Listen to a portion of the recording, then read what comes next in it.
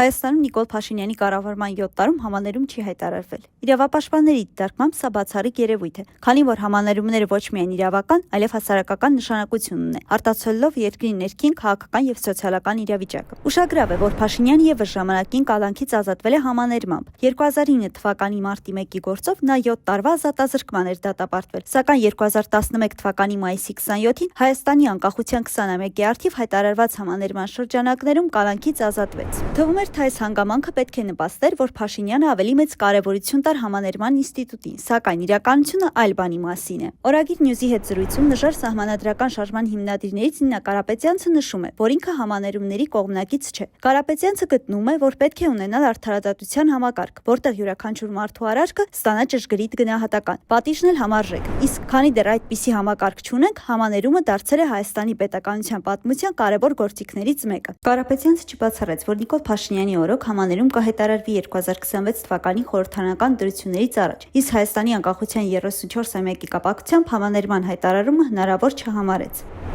Ընտրություններին ընդառաջ ամենայն հավանականությամբ ես կարծում եմ, որ կհայտարարեն, որպեսզի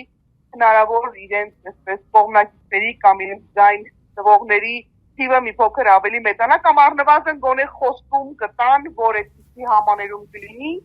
ակնկալիքով, որ դատապարտյալներն ու իրենց ընտանիքի անդամները եւս իրենց ձայն կտան։ Այս խոստումը ես կարծում եմ մենք ընտրություններից առաջ կլսենք։ Երկար տարիներ իրավապաշտպան գործունեություն ծավալած Կարապետյանցը կարծում է, որ համաներումն այլևս չի դառնալու ներման կամ հաշտության ակտ։ Դա նրա կարծիքով լինելու է մաքուր առևտուր։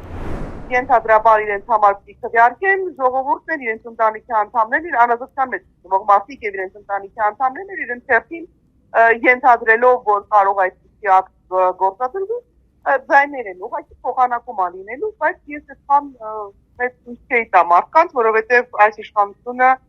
այնպես չի, որ հետեւողականորեն խոստումներ ա տվել եւ իրականացրել է։